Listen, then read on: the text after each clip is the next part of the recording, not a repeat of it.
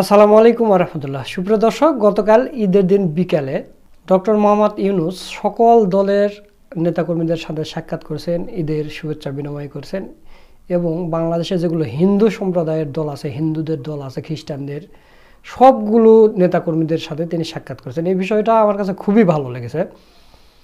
তো ডক্টর ইউনূস সাহেব যা কিছুই করতেছে সব কিছুই যেন ভালো লাগতেছে। আপনারা জানেন গতকালকে ঈদের জামাতে তিনি বক্তব্য দিয়েছেন এবং নামাজ শেষে সবার হাতে হাত মিলাইছে যতদূর তিনি পেরেছেন। তো গতকালকের ভিডিওতেই বলেছি যে আমাদের জীবন দশায় এরকম দেখিনি যে কোনো রাষ্ট্রনায়ক মানুষের কাতরে গিয়ে এত কাছাকাছি গিয়ে ঈদের জামাত নামাজ আদায় করেছে। আর আমাদের বুদ্ধি হওয়ার পর থেকে আমরা তো কোনো পুরুষ শাসকের দেখিনি, আর পুরুষ শাসকের যে কি গুণ সেটা আমরা এখন বুঝতে পারতেছি। তো দর্শক, আপনারা স্ক্রিনে একটা ছবি দেখতে পাচ্ছেন। গতকালকে যখন আমিরে জামাতের সাথে ডক্টর মোহাম্মদ ইউনূস সাহেব শুভেচ্ছা বিনিময় করেছিলেন, তখন পাশে দেয়ালে ছিলেন মির্জা ফখরুল ইসলাম আলমগীর। তো প্রধান উপদেষ্টা মোহাম্মদ ইউনূস আমিরে জামাত ডাক্তার শফিকুর রহমানের সাথে ঈদ শুভেচ্ছা বিনিময়ে উচ্ছ্বসিত হাসি দূর হতে অপলক দৃষ্টিতে তাকিয়ে মুস্কি হাসিতে বিএনপির মহাসচিব মির্জা ফখরুল ইসলাম আলমগীর। তো এই বিষয়টা আপনাদের কাছে কেমন লেগেছে? আমিরে জামাত ডক্টর ইউনূসের সাথে মানে শুভেচ্ছা বিনিময় করতেছে, পাশে থেকেও মির্জা ফখরুল ইসলাম আলমগীর এটা দেখতেছে। দর্শক, আপনারা স্ক্রিনে কিছু ছবি দেখতে পাচ্ছেন। এই দৃশ্যটা খুবই ভালো লেগেছে আমাদের কাছে। এটা আমাদের দলমত নির্বিশেষে ঐক্যবদ্ধ বাংলাদেশ 2 এর প্রতিচ্ছবি।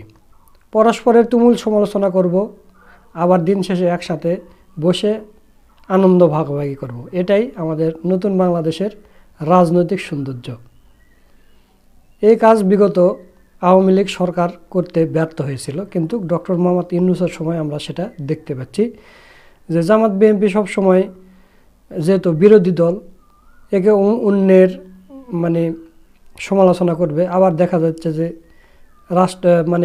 দলের প্রধানেরাও একসাথে বসে তারা আনন্দ করতেছে। তো প্রিয় দর্শক, গতকালকের ওই অনুষ্ঠানে ডক্টর মোহাম্মদ ইউনূস সাহেব একটা বক্তব্য দিয়েছেন। সেই বক্তব্যটা আমার কাছে খুবই ভালো লাগছে। চলুন সেই বক্তব্যটা আপনাদেরকে একটু শোনাই। আজকে ঈদের দিন আমরা সবাই একত্র হতে পেরে অত্যন্ত আনন্দিত। আমার অবস্থা এমন, কারোর সঙ্গে দেখা করা আমার বড় কঠিন বিষয়। কাজে আজকে একসঙ্গে এতজনের সঙ্গে দেখা করার সৌভাগ্য পেয়ে আমি অত্যন্ত কৃতজ্ঞ। আমরা আজকে ঈদের মহা উৎসব আমরা পালন করছি। ঈদের বাণীটাই হলো নিজেদের মধ্যে সমঝোতা, অতীতকে পেছনে রেখে সামনের দিকে এগিয়ে যাওয়া। সমাজে এরকম যে একটা দিন আমরা স্থির করতে পেরেছি, আমাদের ধর্ম আমাদেরকে দিয়েছে, এটাই আমাদের জন্য একটা মস্ত বড় আশীর্বাদ। একটা দিন, এবং সেটা যেমন তেমন দিন না, যেমন তেমন ভাবে দেখা করলে হয় না, কোলাকুলি করতে হয়। এটাই ধর্মের বিধান।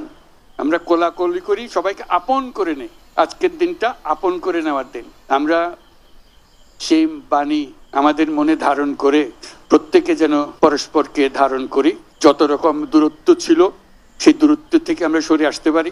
এটি সমাজের মঙ্গল, যে কোনো সমাজের মঙ্গল। সেই সমাজের মঙ্গল আমরা যেন আগ্রহ সহকারে নিজেদের মধ্যে আত্মস্থ করতে পারি। সেই জন্য এবারের ঈদ অত্যন্ত গুরুত্বপূর্ণ ঈদ, যাতে আমরা পরস্পরের কাছে আসি, পরস্পরের দূরত্ব থেকে আমরা সরে আসতে পারি, জাতিকে সমাজকে ঐক্যবদ্ধ করতে পারি। কারণ এই ঐক্যবদ্ধ হওয়াটা আমাদের জন্য এই সমাজের জন্য বিশেষভাবে জরুরি। সেটা যেন আমরা অর্জন করতে পারি। আজকের এই মিলন মেলায় আমরা সেই বাণী আত্মস্থ করে সামনের পথে অগ্রসর হব। আমরা পরস্পরের প্রতি সহনশীল হব। শুধু সহনশীল নয়, তার চাইতেও বেশি আমরা পরস্পরের সাথে বন্ধুত্বপূর্ণ সম্পর্ক স্থাপন করব।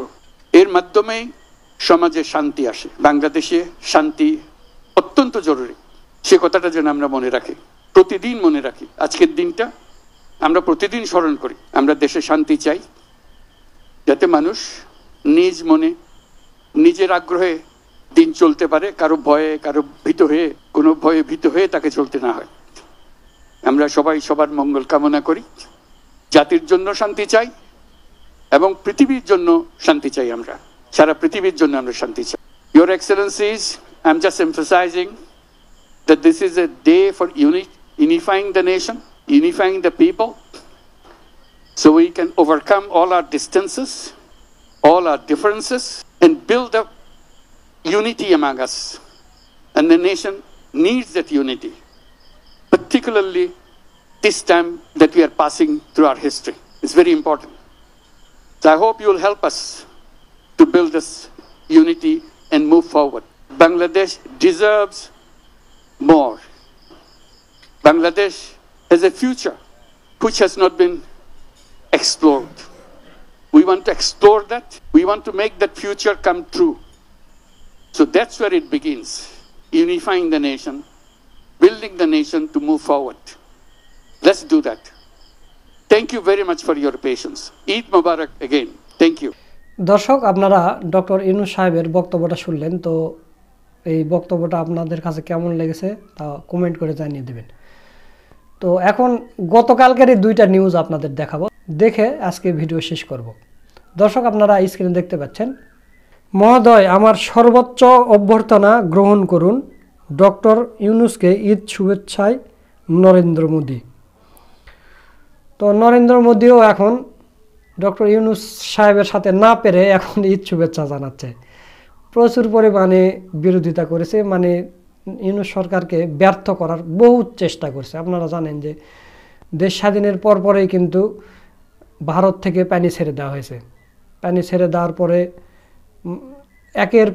একের পর এক বাহিনী দিয়ে অনেক কিছু বিতর্ক করছে, তারপরেও কিন্তু টলাতে পারেন, ইনশাল্লাহ পারবেও না। দর্শক, আরেকটা নিউজ আপনারা দেখতে পাচ্ছেন, ডক্টর ইউনূসকে পাকিস্তানের প্রধানমন্ত্রী ফোন জানালেন পাকিস্তান সফরে আমন্ত্রণ। তো আপনারা জানেন যে গত কয়েকদিন আগে তিনি চীন সফর করে এসেছেন।